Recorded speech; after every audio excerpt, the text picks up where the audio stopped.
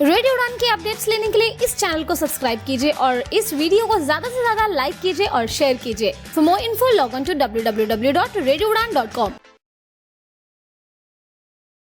अरे, तुम इतनी तेजी से बिना देखे कैसे टाइप कर लेते हो? कोई साथ बैठा है क्या? नहीं यार, अब मुझे किसी की जरूरत नहीं। मेरे पास है स्वलेखन typing tutor. स्वलेखन, स्वलेखन।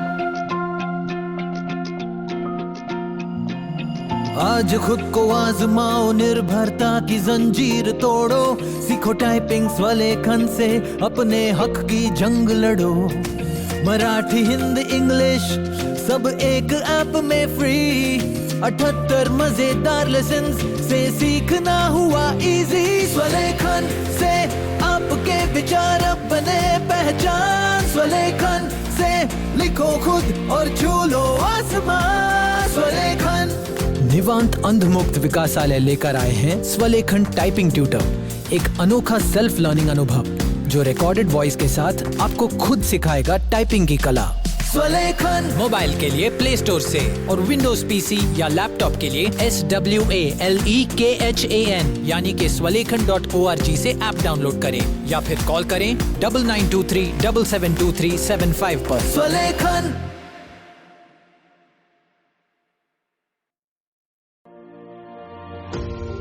Hi, this is Shruti Seth, and you're listening to Radio Udan, a flight of life. जी हाँ दोस्तों, नमस्कार, आदाब, सत श्री अकाल। मैं दानिश महाजन प्रोग्राम बदलता दौर में आपका स्वागत करता हूँ। प्रोग्राम बदलता दौर में हम क्रिटिकल इश्यूज को उठाते हैं। हमारा मकसद यही रहता है कि कुछ नया आपके लिए लाएं जिससे आपकी समझ बढ़े डिसेबिलिटी को लेके और आप भी आगे जाके कंट्रीब्यूट कर सकें। आज का टॉपिक बहुत इंपॉर्टेंट है। हम हमेशा बात करते हैं कि डिसेबिलिटी को दूसरे मूवमेंट के साथ जोड़ के क्यों नहीं देखा जाता, जैसे वीमेन का मूवमेंट है, दलित मूवमेंट है और डिसेबिलिटी मूवमेंट भी है। लेकिन वीमेन के मूवमेंट की ज्यादा बात होती है और दलित मूवमेंट की तो बात होती ही है, लेकिन डिसेबिलिटी का मूवमेंट छिप जाता है। हमने सोचा कि 14 अप्रैल को अंबेडकर साहब की जयंती आ रही है, तो क्यों ना इस बार इस पर डिस्कस किया जाए कैसे अंबेडकर जी डिसेबिलिटी के लिए भी उतने ही रेलिवेंट है जितने दलित मूवमेंट के लिए। ये टॉपिक हमें assistant professor law Vijay Tiwari sir, जो West Bengal national university of juridical sciences है, उन्होंने भी सजेस्ट किया और हम आज उसी पर बात करेंगे। तो विजय सर, बहुत बहुत स्वागत आपका रेडियो उड़ान पे। थैंक यू दानिश भाई। थैंक यू आपका इस टॉपिक को सजेस्ट करने के लिए भी और अपना टाइम देने के लिए भी। मुझे लगता है ये एक इम्पोर्टेंट टॉपिक है और शुक्रिया कि आपने सोचा कि नहीं इस पे कुछ करना चाहिए। सो आपका शुक्रिया इसके लिए। कैसे देखते हैं, सबसे पहले हम जब बहुत सिंपल से शुरू करें, अंबेडकर साहब और डिसेबिलिटी, क्यों आपको लगता है कि ये बड़ा इम्पोर्टेंट है, रेलिवेंट है इस पे बात करना, और ये डिसेबिलिटी का एक इम्पोर्टेंट पहलू है?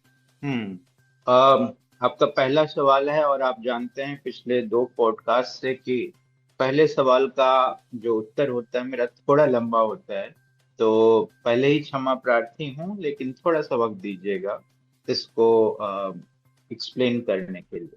मैं सच बताऊं तो ये शायद मेरे ही जीवन से जुड़ा एक ऐसा हिस्सा था जिसने शायद मुझे बाबा साहब भीमराव अंबेडकर से जोड़ा। मैं 80 के दशक में पैदा हुआ पूर्वी उत्तर प्रदेश में, बनारस जिले में, जो आजकल भदोही कहलाता है। उस समय वो बनारस का ही हिस्सा हुआ करता था। मैं वहाँ पैदा हुआ और पैदा होने के बाद ये पता चला कि मुझे इन्फेंटाइल हेमिपेरेसिस है, जिसके कारण मेरे दाहिने भाग में, शरीर के दाहिने भाग में पूरी लकवाग्रस्त है। इसको लेके जीवन जिया जा रहा था, बचपन चल रहा था। जैसा कि हमारा समाज है, बच्चे उस पे कमेंट करते थे मेरी विकलांगता को लेकर के, और इस तरह के ह्यूमिलिएशन के साथ मैं, आप या कोई भी डिसेबल्ड धीरे धीरे जीना सीख ही लेता है। एक बार ये बहुत ही प्रोफाउंडली फील हुआ, ये जो ह्यूमिलिएशन था। ये करीब 1996 की बात है, आई थिंक। उस समय तक 1995 का डिसेबिलिटी एक्ट आ चुका था और मेरे पिताजी ने डिसाइड किया कि मेरा डिसेबिलिटी सर्टिफिकेट बनना चाहिए, और वो मुझे गोंडा जिले के जिला अस्पताल लेकर के गए, जहाँ पे ये सर्टिफिकेट बनना। वहाँ बताया गया कि आप जो फोटोग्राफ लेके आए हैं बच्चे का, उस समय शायद मैं 10 या 11 वर्ष का रहा हूँ, वो ठीक नहीं है, इसमें इसकी डिसेबिलिटी विजिबल नहीं। सो एक फोटोग्राफर है जिले में, वो इस तरह के फोटोज खींचता है। तो जब मैं वहां गया तो फोटोग्राफर ने कहा कि अपना शर्ट उतार दो, पैंट उतार दो, यू नो, और अंडर गारमेंट्स में आ जाओ, जिससे तुम्हारी डिसेबिलिटी विजिबल रहे। और वो सर्टिफिकेट पे वो फोटो था जो मेरे साथ करीब करीब 2015 तक। और जब भी मैं उस सर्टिफिकेट को कहीं भी लगाता था, वो ह्यूमिलिएशन लगातार फील होता। डिसेबिलिटी को लेकर के एक हीन भावना सी ग्रसित हो गई, मतलब एक हीन भावना मुझ में थी, मैं इसे इनकार नहीं करूंगा। आई थिंक मैंने आपसे पिछले पॉडकास्ट में कहा भी था कि मैंने काफी पढ़ाई करी, मगर उस पढ़ाई में मैंने कभी संविधान पढ़ लिया, कभी इंटरनेशनल लॉ पढ़ लिया, डिसेबिलिटी के सवाल को मैंने टच नहीं किया। आपने कभी भी आज के 2 साल पहले तक मेरा नाम सुना भी नहीं होगा कि एक बंदा है जो डिसेबिलिटी के सवाल पर एनयूजेस से बात करता है।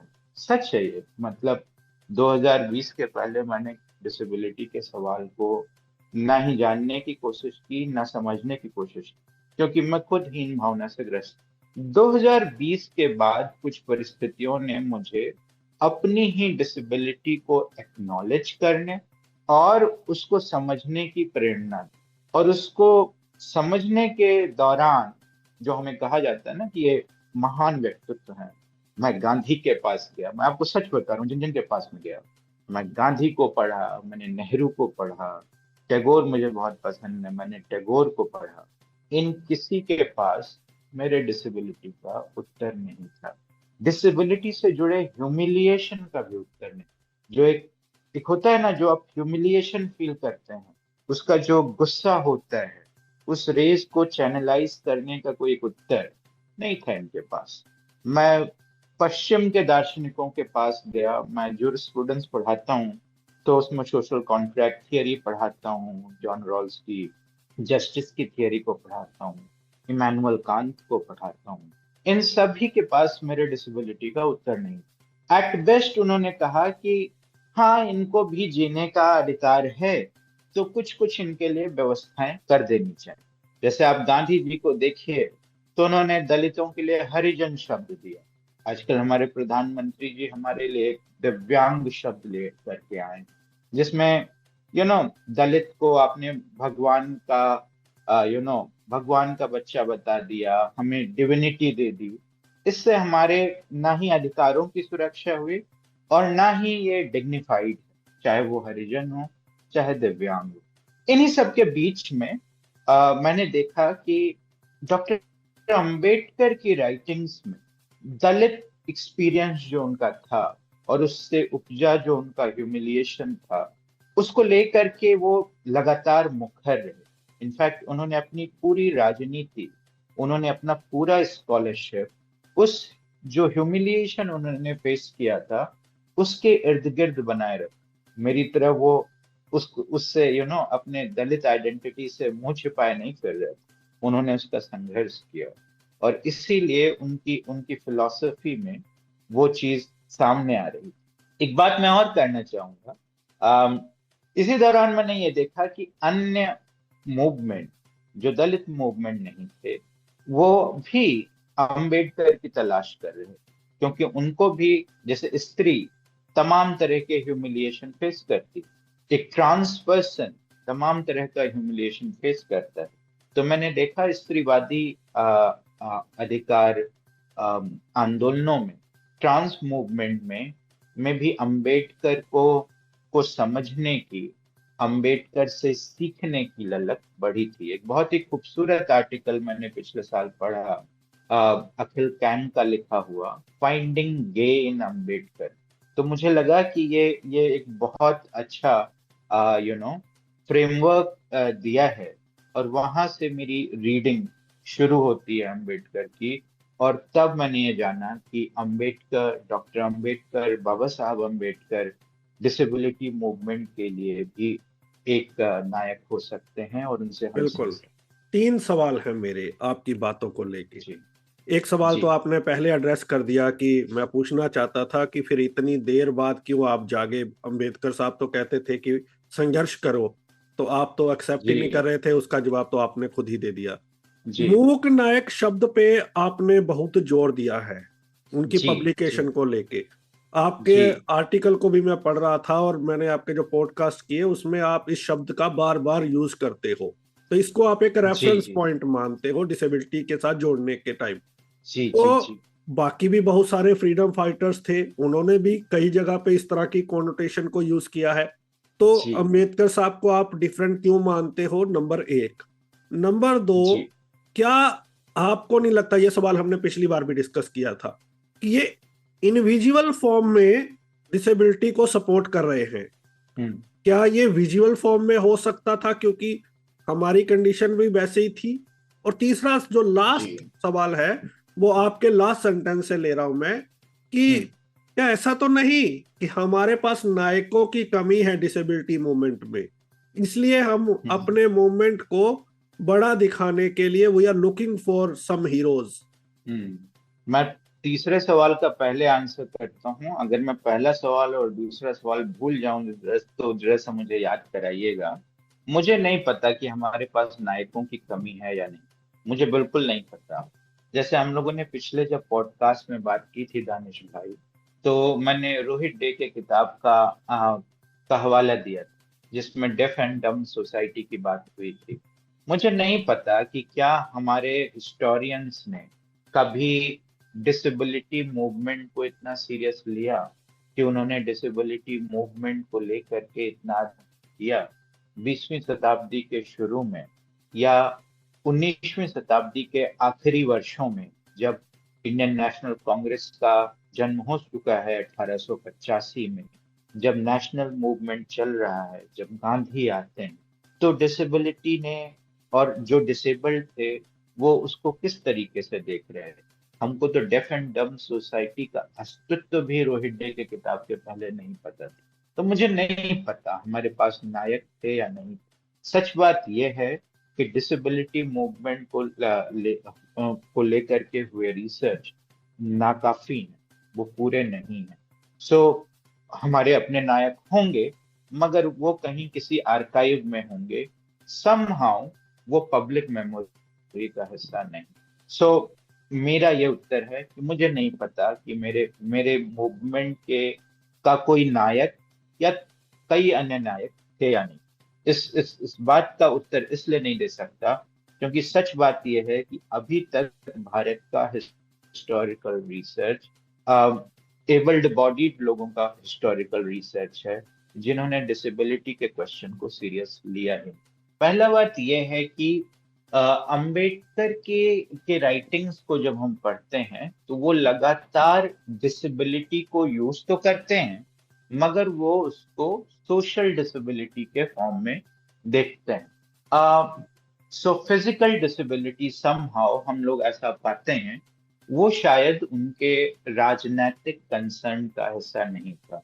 पर मुझे लगता है कि अगर हम ये एक व्यक्ति से उम्मीद करें कि वो अपने समाज के लिए भी लड़े, सोशल डिसेबिलिटीज के लिए लड़े, जिसको खुद में इतनी ह्यूमिलिएशन, इतने संघर्षों का सामना करना पड़ा, और वो तमाम और ग्रुप्स के बारे में सोचे, समझे और समझ पाए।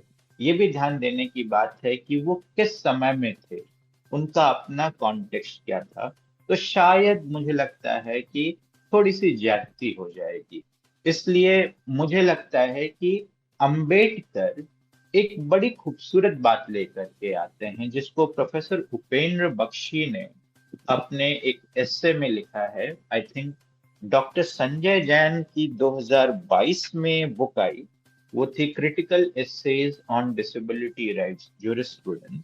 उसमें महान शिक्षाविद और मेरे गुरु, क्योंकि उन्होंने मुझे बहुत मदद करी डिसेबिलिटी के सवाल को समझने में, प्रोफेसर उपेंद्र बख्शी, वो एक बात कहते हैं कि अंबेडकर ने ये समझा बहुत खूबसूरती से कि किसी भी तरह की विकलांगता, वो चाहे सामाजिक विकलांगता हो या किसी भी अन्य तरह की विकलांगता हो, वो समाज से जुड़ी हुई।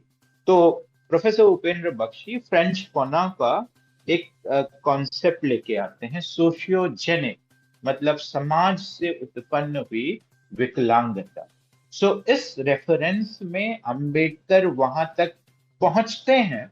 अगर मुझे लगता है कि वो तब तक जिंदा होते जब तक हमने देखा कि डिसेबल्ड अपनी अधिकारों को उठा रहे हैं, तो मुझे इस बात में कोई शक नहीं कि बाबा साहब हमारे साथ खड़े होते। रही बात मूकनायक शब्द की, ये मुझे हिट किया। मतलब मैं आपको बताऊं, सच बात ये है कि पिछले वर्ष मैं गया national law school of India university में, एक लीगल हिस्ट्री कॉन्क्लेव हो रहा है, जहां मेरा एक पेपर सिलेक्ट हुआ और मैं वहां पे प्रेजेंटेशन करने। वहां दो स्कॉलर्स मुझे मिले, एक Arvind Naren from alternative law forum, और दूसरी एक महान अम्बेडकराइट स्कॉलर वी गीता। तो मुझे इन दोनों को सुनने का मौका मिला। वी गीता एक बहुत ही खूबसूरत सी बात उठा रही थी। वो ये थी कि डॉक्टर अंबेडकर ने करुणा पे जोर नहीं दी। और ये बुक में भी उन्होंने लिखा, बाद में उन्होंने वो बुक मेरे साथ शेयर भी किया। उन्होंने करुणा को इम्पोर्टेंट माना, मगर करुणा से ज्यादा उन्होंने मैत्री पर जोर दिया, बंधुता पे जोर दिया। और उन्होंने कहा कि बंधुता ज्यादा इम्पोर्टेंट है, मैत्री ज्यादा इम्पोर्टेंट है करुणा से। आप सोचिए, ये बात मैं समझ सकता हूँ, ये बात आप समझ सकते हैं कि हम विकलांगों को बहुत लोग करुणा दिखाने आ जाते हैं, लेकिन जैसे ही दानिश महाजन उनसे इक्वल की तरह बात करेंगे, जैसे ही विजय किशोर उनसे इक्वल की तरह बात करेंगे, या ये समझदारी विकसित करने की कोशिश करेंगे कि भाई मुझे आपकी करुणा नहीं चाहिए, वहीं पर थोड़ी सी एंजाइटी आती है लोगों में कि अच्छा, अब करुणा के बजाय इनको इक्वल की तरह ट्रीट करना है। डॉक्टर अंबेडकर ने ये बहुत खूबसूरती से पकड़ा। फिर मुझे लगा एक और बात वी गीता ने बताई, और उसके बाद मैंने उसका अध्ययन किया। इनफैक्ट मेरा सुप्रीम कोर्ट ऑब्जर्वर आर्टिकल, जो मैंने पिछले साल 14 अप्रैल के लिए लिखा था, और वो काफी पढ़ा गया। अभी मुझे कुछ दिनों पहले केरला की एक एनजीओ ने संपर्क भी किया कि वो एक सुवेनियर बना रहे हैं अम्बेडकर पे, और उस सुवेनियर में वो इस आर्टिकल को शामिल करेंगे। मैं उस आर्टिकल की शुरुआत करता हूँ। ये मैंने वी गीता से सुना था, and then I expanded on it, I read on it, जिसमें डॉक्टर अंबेडकर की बॉम्बे लेजिस्लेटिव असेंबली में श्री बीजी खरे से बहस हो रही है। They are speaking in the assembly, जिसमें B G Kher was the prime minister of Bombay presidency. और डॉक्टर अंबेडकर ने एक रिप्लाई में बोला कि अगर उन्हें भारत के दलित और दबे कुचले लोगों में से और देश में अगर कुछ चुनना हो, तो वो दबे कुचले लोगों के साथ खड़े हैं। ये बात विजय खरे ने इसका विजय खेर, सॉरी, विजय खेर ने इसका विरोध किया, और उन्होंने कहा कि आप ऐसा नहीं कह सकते, क्योंकि आप इस देश से अलग नहीं हैं। और तब शायद डॉक्टर अंबेडकर ने एक बड़ी खूबसूरत सी बात कही, विजय खेर के इस पर्टिकुलर सेंटेंस के, जो I would like to read it out, part can never be greater than the whole. ये बात विजय खेर ने बोली, और उसके रिप्लाई में डॉक्टर अंबेडकर बोलते हैं, I am not a part of the whole, I am not the part of the whole, I am a part apart. मैं उस हिस्से से अलग हूँ। ये जो Beautiful. अलग होने का जो मेरा हिस्सा अलग है। सोचिए, ये विकलांग के जीवन में कितने प्रोफाउंड तरीके से आता है, एम्प्यूटेड हैंड, एम्प्यूटेड लेग, और ये अपार्ट, और वो फिर इस बात को लेकर के आते हैं कि वो बहिष्कृत भारत का हिस्सा है, मतलब जिस भारत को कोई टच नहीं करता, बहिष्कार करके रखता है। और फिर वो लेके आते हैं Mook Nayak, you know, the leader of the voiceless, you know. पिछली बार मैंने ये कहा था, फूको का रेफरेंस मैंने दिया था पिछले पॉडकास्ट में, किस तरह से सबजुगेटेड वॉइसेस होते हैं, उस बात को रेखांकित करने के लिए उनके उनके मन में शायद मूक और बधिर की कल्पना ना रही हो, वो शायद सबजुगेटेड वॉइस की बात कर रहे हों, मगर वो सोच में भी वो इस बात को समझते हैं कि मूक और बधिर की जो स्थिति है उसका जो नायक होगा वही एक्चुअली डिप्रेस्ड क्लास का जो जो दबा कुचला है उसका नायक होगा, और वही देश की सच्ची सेवा होगी। सो कहीं ना कहीं डिसेबिलिटी अगेन उनके सब कॉन्शियस में या कॉन्शियस में, मैं नहीं जानता, लेकिन बाबा साहब के सब कॉन्शियस में ये डिसेबिलिटी बार बार बहुत प्रोफाउंडली जो है आती है। अंबेडकर ने एक रिप्लाई में, मैं एक बात और बोलूंगा बस, उसके बाद रुकता हूँ। गांधी जी के साथ उनकी बहस हो रही थी और उन्होंने बोला कि Gandhi ji, I have no homeland. जरा सोचिए दानिश भाई, एक आदमी को ये कहना पड़ रहा है इस देश में कि Gandhi ji, I have no homeland, मुझे इतना तिरस्कृत, इतना बहिष्कृत किया गया। क्या ये फीलिंग हम विकलांगों के बीच में नहीं आती जब हमें अपने हर एक छोटे उसके लिए संघर्ष करना पड़ता है?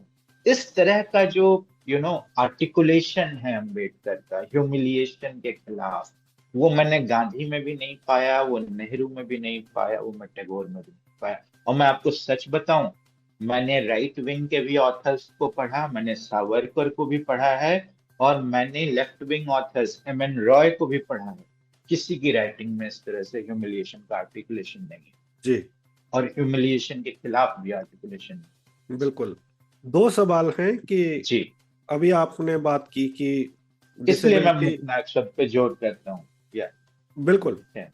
तो आप अपनी बात बिल्कुल रखें और मजा आता है आपको हमेशा सुनने के लिए, तो हमारे पास टाइम की कमी नहीं है और मैं चाहता हूं कि हम इसी लैंग्वेज में आगे कंटिन्यू करें ताकि ये जन जन तक पहुंचे, आम लोगों तक जी पहुंचे। जी दो सवाल हैं।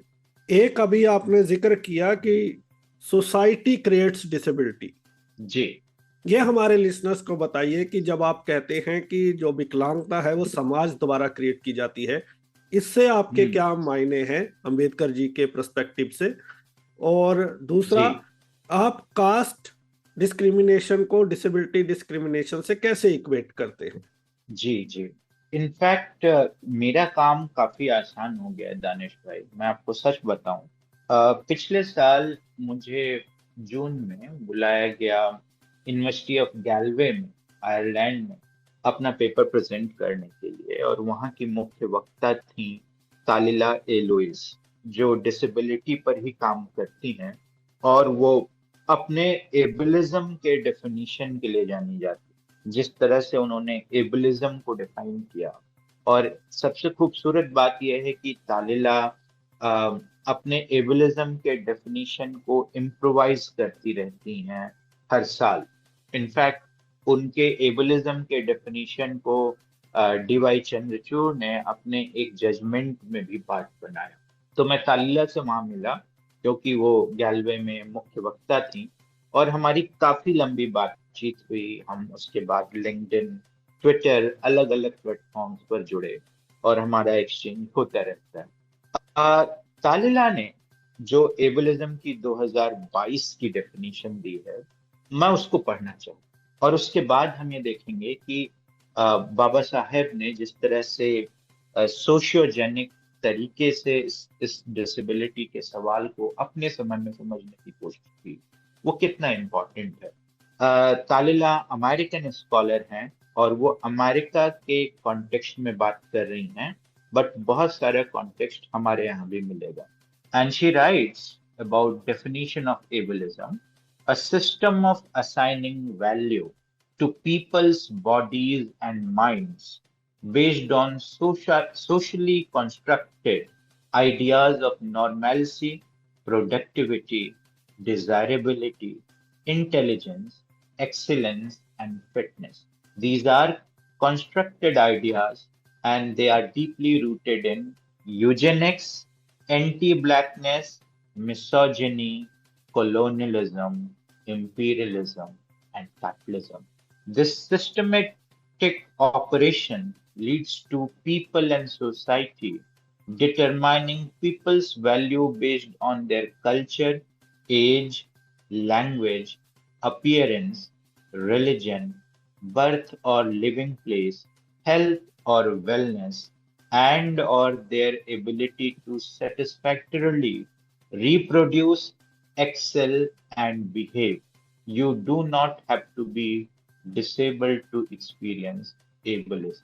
तालिला के डेफिनेशन में दानिश भाई वो क्लियरली हाईलाइट करती हैं कि जिस तरह से एबलिज्म पीपल के बॉडी पर और माइंड पर एक वैल्यू असाइन करता है, उसकी शुरुआत यूजेनिक्स से होती है, एंटी ब्लैकनेस से होती है। हम सभी जानते हैं कि भारत का दलित मूवमेंट अमेरिका के ब्लैक मूवमेंट से काफी प्रेरणा पाता है और दोनों में काफी सिमिलैरिटी, मिसोजिनी, और इसीलिए भारत का जो स्त्रीवादी संघर्ष है, कोलोनियलिज्म, इंपीरियलिज्म और कैपिटलिज्म। सो एक समय में जब हमारा मूवमेंट शुरू हुआ, सबसे पहले ये एक सवाल रहा, आई थिंक मीनू बम्बानी ने भी इसको एक बात कही है इंडिया के डिसेबिलिटी मूवमेंट के परिप्रेक्ष्य में, कि शुरू में एक सर्वाइवल का ही सवाल था और इसीलिए शायद हमारा सवाल यहाँ तक सीमित था कि हमारी डेली सर्वाइवल की नीड पूरी हो जाए। धीरे धीरे जब हमारे बेसिक सर्वाइवल के नीड पूरी हुई और हमारे डिसेबिलिटी स्कॉलर्स पैदा हुए जो डिसेबल्ड स्वयं में थे, उन्होंने ये देखा कि किस तरीके से जो सारी जो समझदारी है, जो एंटी दलित समझदारी है, जो एंटी वुमन समझदारी है, जो समझदारी कास्ट सिस्टम से आती है, वो हमारे डिसेबिलिटी को ऑगमेंट करती है और डिसेबिलिटी को प्रोड्यूस भी करती है। जैसे मैं आपको बताऊं, फ्रांस के दो स्कॉलर थे, डेल्यूज एंड गुटारी, महान स्कॉलर थे। उन्होंने एक बात कही कि इस हमारा जो स्टेट सिस्टम है वो कुछ बॉडीज को प्री डिसेबल्ड और प्री एग्जिस्टिंग एम्प्यूटी बना के रखता है।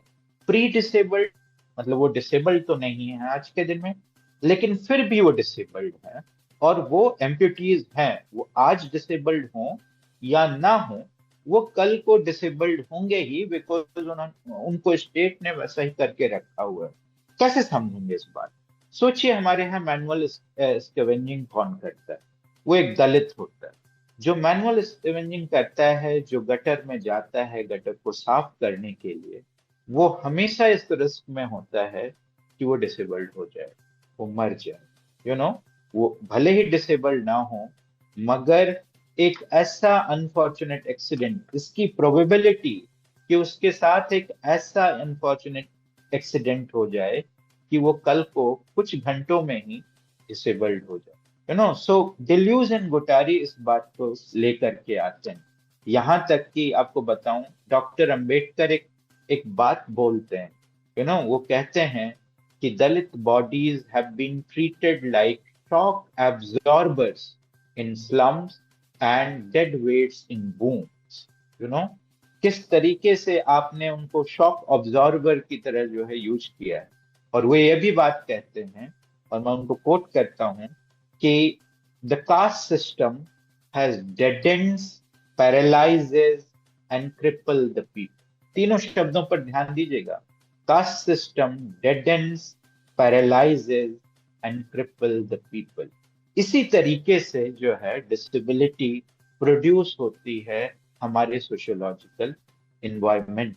और इसको लेकर के अम्बेडकराइट स्कॉलर वैलेरियन रॉड्रिक बोलते हैं कि कास्ट सिस्टम एक ग्रुप बाउंड और लाइफ लॉन्ग डिसेबिलिटी क्रिएट करती।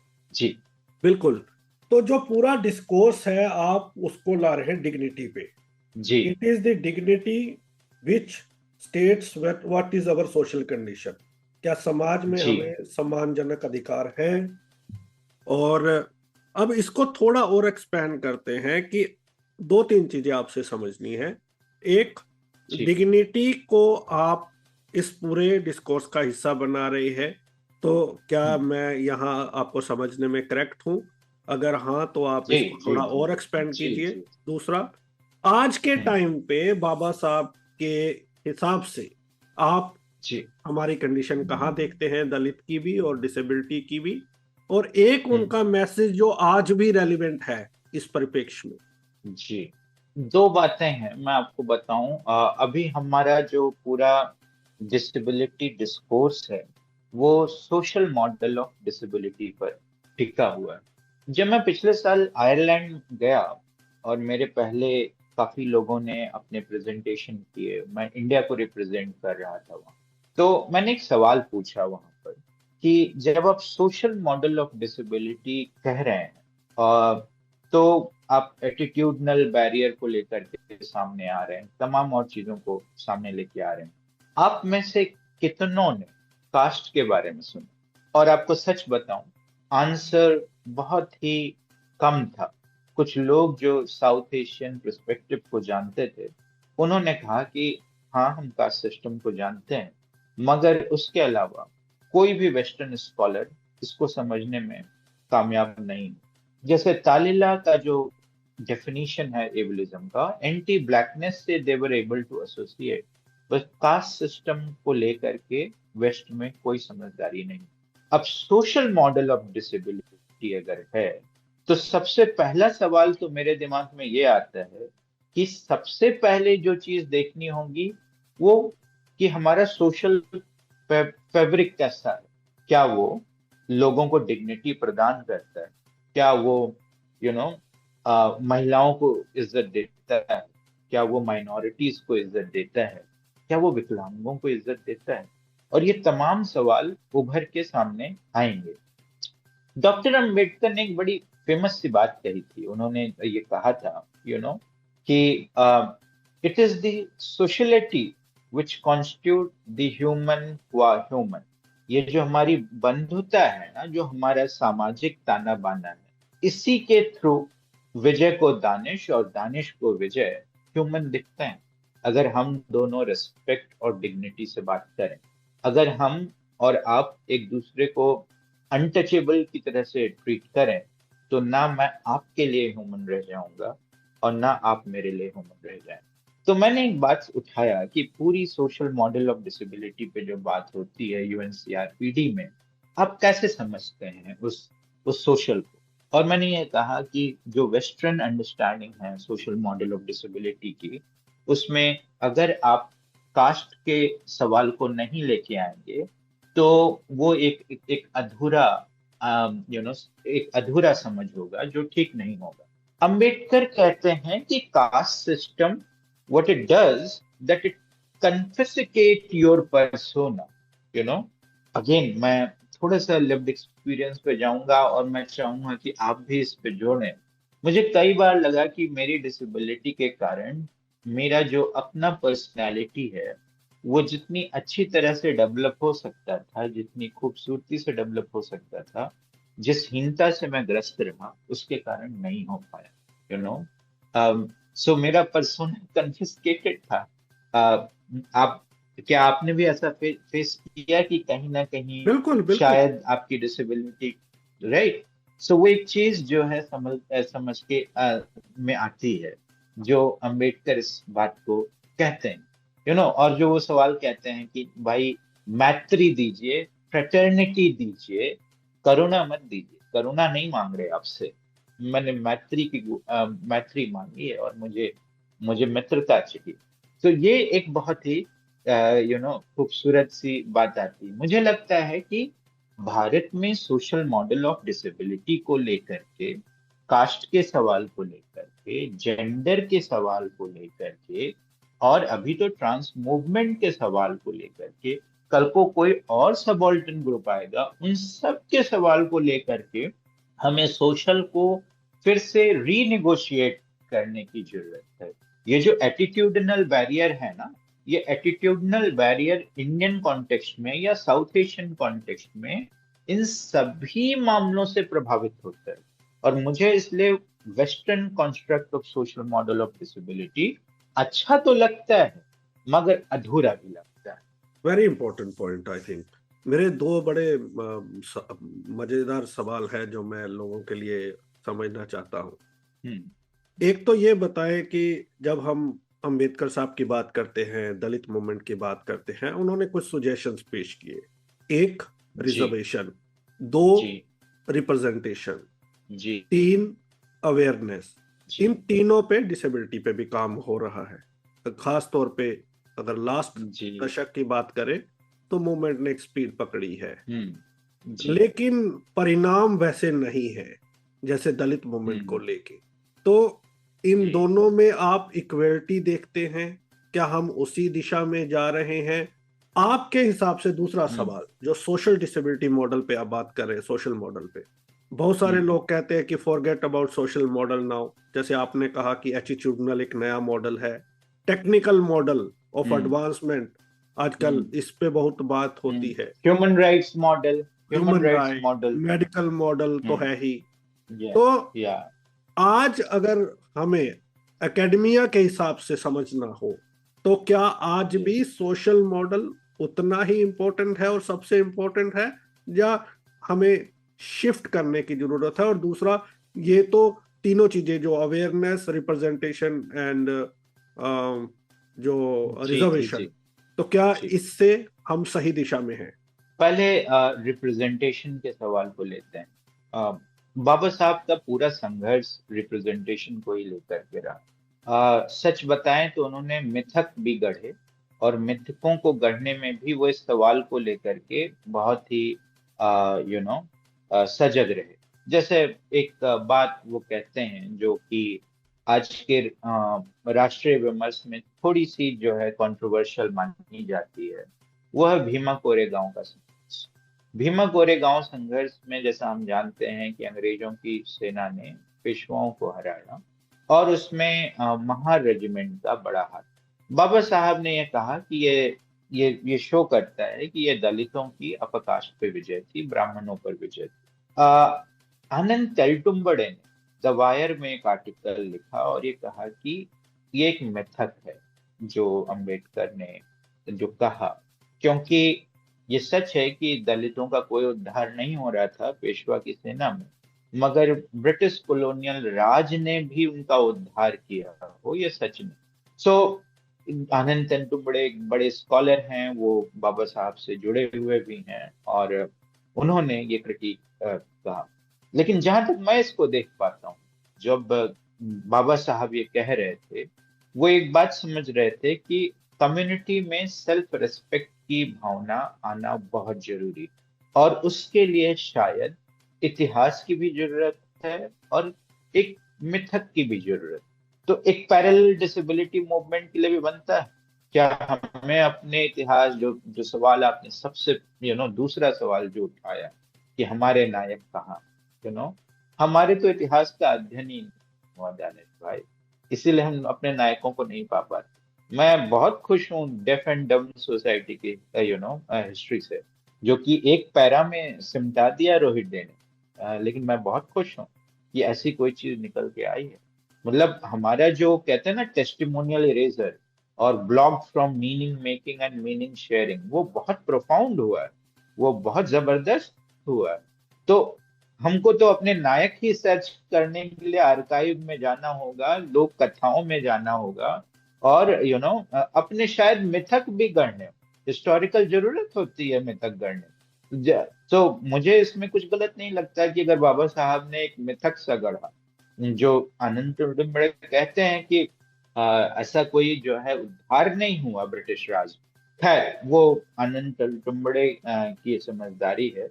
मैं ये कह रहा हूँ कि अगर वो मिथक भी था तो वो मिथक भी अपने आप में एक बहुत इंपॉर्टेंट मिथक था, समाज को सेल्फ रिस्पेक्ट के लिए तैयार करने के लिए, और ये समझाने के लिए कि समाज अच्छा कर सके। डिसेबिलिटी के पास सिर्फ मिथक ही नहीं, ऐसा कोई इतिहास नहीं। जहां तक रही सो अवेयरनेस का जो सवाल है, शायद मैंने उसको एड्रेस करने की कोशिश की। दूसरा सवाल बाबा साहब ने जो उठाया वो था रिप्रेजेंटेशन का।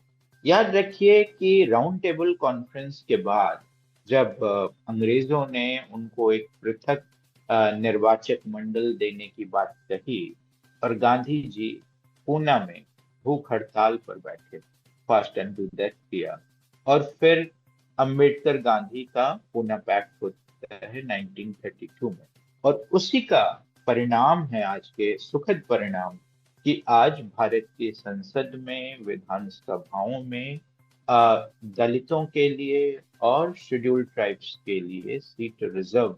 आज तक वही पूना पैक्ट की आत्मा है जो आज भी हमारे यहाँ वो रिजर्वेशन। तीसरी बात, जो नौकरियों में आरक्षण और जो शिक्षा में आरक्षण की बात कही, डेफ एंड डम्ब सोसाइटी ने भी तो यही डिमांड किया था कि हमें नौकरियों में आरक्षण दीजिए, हमें शिक्षा में आरक्षण दीजिए, जिसको कि कॉन्स्टिट्यूंट असेंबली ने उस समय ये कहा कि आपको हम 1 पर्सन 1 वोट का अधिकार दे रहे हैं, इससे शायद आपका जो कंसर्न है वो पूरा हो जाए। सो ये सारे पैरेलल्स मिल, मैं इससे ये कहूंगा कि दीज आर पैरेलल्स, समानांतर कहानियां हैं, समानांतर परिप्रेक्ष्य हैं, कहानी शायद गलत होगा कहना, परिप्रेक्ष्य है, पैरेलल कंपैरिजन है between Dalit movement and disability movement. Exact वैसा ही होगा मुझे नहीं लगता, लेकिन देयर आर सम एफर्ट। जैसे मैंने आपको कहा कि एनसीडीपी, मैं शायद गलत नाम ले रहा हूं तो मुझे कंफर्म करिएगा, एनसीडी, यस। सो उनका जो मैनिफेस्टो है उससे मैं एग्री नहीं करता, मगर वो एक प्रोग्रेस है। एक डिसेबिलिटी मैनिफेस्टो लाना एक प्रोग्रेस है। मुझे लगता है कि मेरे साथी मुरलीधरन जब भी कोई भी नेता डिसेबिलिटी को लेकर के कोई चुनाव सभाओं में डिसेबिलिटी का रेफरेंस दे करके जो है और रिडिक्यूल करने की कोशिश करता है, वो उसको हमेशा हाईलाइट करते हैं और वो हमेशा इलेक्शन कमीशन के पास जाते हैं। अभी मैंने देखा कि डॉक्टर सत्येंद्र सिंह ने इस बात को हाईलाइट किया अपने एक ट्वीट में कि किस तरह से कुछ ट्रांस साथियों ने सेंट्रल गवर्नमेंट को बैसाखियों की सरकार बोला। आप ये सोचिए कि किस तरह से डिसेबिलिटी का जो मेटाफर है वो डिमीन करने के लिए यूज किया जा रहा है। सो मैंने इस पे लिखा भी कि चाहे वो ट्रांस मूवमेंट हो, चाहे डिसेबिलिटी, चाहे वो फेमिनिस्ट मूवमेंट होगा, हर किसी सबाल्टर्न मूवमेंट को ये समझने की जरूरत है कि डिसेबिलिटी को डिमीनिंग मेटाफर के रूप में यूज करके आपका भला नहीं हो रहा है।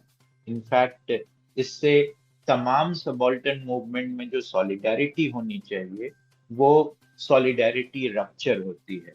सो इस तरह से देखने की जरूरत है। क्या हम एक पूना पैक्ट मांग सकते हैं? This is my radical question, कि क्या हम ये सोच सकते हैं कि एक पूना पैक्ट जैसा कोई मॉडल हो जिसमें इंडियन स्टेट ये एग्री करे कि डिसेबल्ड को भी रिप्रेजेंटेशन दिए जाने की जरूरत है, और डिसेबल्ड को भी लोकसभा में, राज्यसभा में, विधान सभाओं में, विधान परिषद में, लोकल लेवल पे जैसे तमिलनाडु ने अभी रिजर्वेशन दिया है, वहां पर जो भी पॉलिटिकल संस्थाएं हैं उसमें रिजर्वेशन देने की जरूरत है। ये लंबा संघर्ष होगा, मगर पैरेलल दलित मूवमेंट के साथ हमको जरूर दे। जब पूना पैक्ट की आप बात करते हैं तो हमारे पास बाबा अंबेडकर साहब थे, हमारे पास वो नेता थे जो अपने समाज के लिए लड़ रहे थे, जिन्होंने उस जीवन को जिया और फिर सोचा कि अब इससे ज्यादा नहीं सहा जाएगा, अब बदलाव की जरूरत है। आज हम देखते हैं कि अनफॉर्चुनेट हम जब भी किसी मूवमेंट की शुरुआत करते हैं, हमारा पहला प्रश्न होता है फंडिंग कहाँ से आएगी, मुझे इसमें क्या मिलेगा, will I get any position, will people fund this, will CSR come forward for this, क्या गवर्नमेंट तो नहीं Yes. नाराज हो जाएगी? हम्म, हमारे प्रोग्रामों में नहीं आएंगे, फिर हमारी एनजीओ को नेम फेम कहाँ से मिलेगा? जी। मुझे मेरे भाषण के लिए इतनी फीस चाहिए। हम्म, और जो आपने हीनता की बात की, मैं अपने आप को वहां पे रख रहा था जब आप आज के कॉन्टेक्स्ट में, मैं देखता हूँ कि आज भी मैं फंक्शनों में जाता हूँ तो कहते हैं तुम यहाँ बैठ जाओ, हम तुम्हारे लिए खाना ले आते हैं। कभी कहीं यात्रा में जाते हैं तो कहते हैं कि वहां पे चढ़ाई है, तुम नहीं चढ़ पाओगे, तुम घर रहो। हम बहुत स्ट्रोंग हैं जब हमारी खुद की डिसेबिलिटी की कॉन्फ्रेंसेस होती है या इवेंट होते हैं। मेन स्ट्रीम में आज भी कुछ बहुत ज्यादा बदला नहीं है। तो हम पूना पैक जैसा मॉडल, वैसी समझ, वैसी लड़ाई क्या लाने के लिए आज के समय में सक्षम हैं? Who will bell the cat? और इसके लिए हमें ईमानदारी से क्या करना पड़ेगा? The last your final words on that. और जो भी आप कहना चाहे जो मैंने नहीं पूछा, आप उसको भी कंक्लूड कीजिए। जी जी जी। दानिश भाई, बहुत बड़ा सवाल पूछा आपने। बहुत लोगों को शायद अच्छा ना लगे, फिर भी मैं उत्तर देता हूँ। हाँ, पहला तो एक होता है कि सेल्फ क्रिटिकल हो लेते हैं, अपने ही मूवमेंट के बारे में। जो बात आपने कही कि सारा मामला सीएसआर फंडिंग का है, और कोई भी ऐसी बात, कोई भी एक ऐसी रेडिकल बात नहीं कहनी है जिससे कि ऑफिसर्स नाराज हो जाएं या गवर्नमेंट नाराज हो। तो अंबेडकर कहाँ से आएंगे? अंबेडकर ने तो न जानो कितनों को नाराज किया। Gandhi ji, I have no homeland. अब सोचिए, इनफैक्ट उन्होंने कहा एक जगह पर कि महात्माज में come, Mahatmas may go, but the caste system would continue. So वो तो बहुत रेडिकल मान लिए जाएंगे आज के दौर में कि भाई ये तो बहुत रेडिकल बात बोल। पर सच ये है ना कि अगर आपको अपने लोगों का सचमुच में कोई भला करना है, अगर आपको डिग्निटी के सवाल को जबरदस्त तरीके से उठाना है, तो कुछ बातें तो करनी होंगी जो कि कुछ लोगों को नागवार गुजरेंगी, इसमें आप एक चीज देखिए, बाबा साहेब ने महाड़ सत्याग्रह में उनको कितनी परेशानियां आई। मैं लॉ का प्रोफेसर हूं, मैं आपको बताऊं, मैं महाड़ सत्याग्रह का अध्ययन कर रहा था, और मैं आपको बताऊं, इसके बारे में मेरी अरविंद नरेन से भी थोड़ी बातचीत हुई बैंगलोर में। महाड़ सत्याग्रह में बाबा साहेब लगातार एक सोशल मूवमेंट चलाते। सवाल सिर्फ इतना है कि दलित बंधु जाकर के एक टैंक से पानी ले सकते हैं कि नहीं ले सकते, और कास्ट हिंदूज कह रहे हैं कि नहीं, हम नहीं लेने देंगे। उन्होंने उसके लिए बहुत बड़ा संघर्ष किया। इनफैक्ट उन्होंने एक कॉल दिया, और वो कॉल था रिमूवल ऑफ सोशल डिसेबिलिटी। और उस महान सत्याग्रह में फिर कास्ट हिंदूज ने केस फाइल किया। और उस केस का नाम है, मैं आपके सुनने वालों को आग्रह करूंगा, और अगर लॉ के कुछ विद्यार्थी हैं यहाँ पर, ऐसा मुझे कुछ लोगों ने बताया कि लॉ के लोग और यूपीएससी की तैयारी करने वाले लोग आजकल मेरे पॉडकास्ट आपके साथ सुन रहे हैं, तो मैं उनको बताना चाहूंगा कि वो केस है नरहरि दामोदर वैद्य and others versus doctor Bhimrao Ramji Ambedkar. और उस केस में सवाल ये है कि कास्ट हिंदूज कह रहे हैं कि नहीं भाई, ये एक कस्टमरी राइट है उनका, और कोर्ट ये कहती है कि नहीं, ऐसी कोई कस्टमरी राइट आपकी नहीं बनती। यहाँ देखिए, अंबेडकर दोनों काम कर रहे हैं। मतलब कभी कभी मैं उनकी प्रतिभा का लोहा मानता हूँ। हम लोग ये बात कर रहे थे ना कुछ दिन पहले कि भाई हमारा मूवमेंट हो गया कि सुप्रीम कोर्ट चले जाए, राइट, यहीं तक सिमट के रहेगी। वो आदमी सामाजिक संघर्ष करता है, वो कोर्ट भी जाता है, हर जगह फाइट कर रहा है, और वही लीडर है। सो उसका संघर्ष देखिए। एक बात और, जो एक तो शायद डिसेबिलिटी मूवमेंट के पास एक अंबेडकर ना हो, बट अगर हम लोग थोड़ा भी साहस दिखाएंगे तो हमारे अपने अंबेडकर्स हो सकते हैं। Why should we talk in singular? We can talk in plural, provided we have courage. एक बात मैं आखिरी बात बोलूंगा और उसके बाद मैं इस पे विराम दूंगा कि गौतम भाटिया की एक बुक है द ट्रांसफॉर्मेटिव कॉन्स्टिट्यूशन। वहां पे डॉक्टर अंबेडकर एक बात कहते हैं फ्रेटर्निटी को लेकर, बंधुता को लेकर के, that fraternity would interrogate, undermine, and eventually break down the hierarchical social relation that had come to be treated as natural.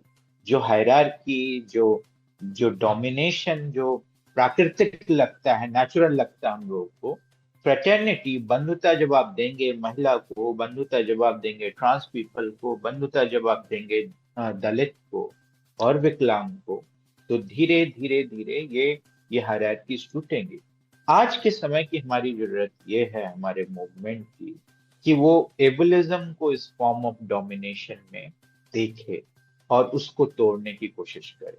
वो तब तक नहीं हो सकता है जब तक हम बाबा साहब जैसा साहस नहीं दिखाएंगे और CSR फंडिंग के थ्रू कोई भी सोशल रेवोल्यूशन नहीं आता है, वो हो ही नहीं सकता है। Fundings do not bring revolution, courage does.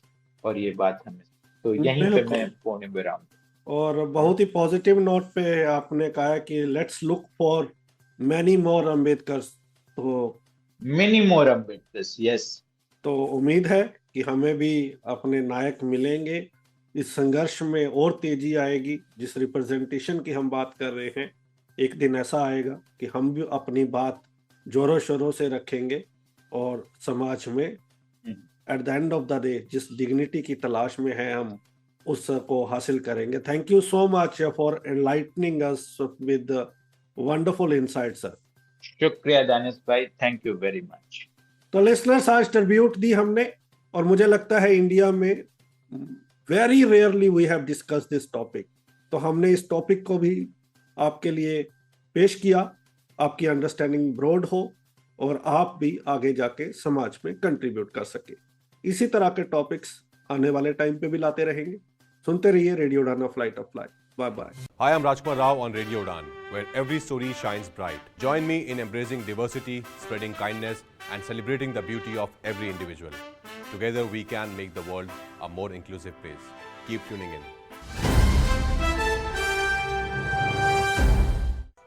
वैसे तो आपको हर चीज में प्रोटेक्शन चाहिए। धूप में निकलने से पहले सनस्क्रीन के साथ रेडी होते हो, क्रिकेट खेलने से पहले नी पैड्स लगा लेते हो और सोने से पहले मच्छरदानी लगा के सोते हो।